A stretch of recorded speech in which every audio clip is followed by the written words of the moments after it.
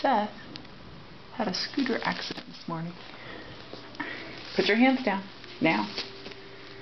And he is getting sutures. I would call them stitches.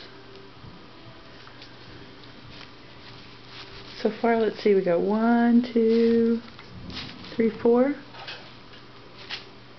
Yes. And he's cut eye holes out so we can see Seth under there. Peekaboo. Hello. Peekaboo. Hello. Don't move. Don't move your mouth, honey. Move your eyeballs.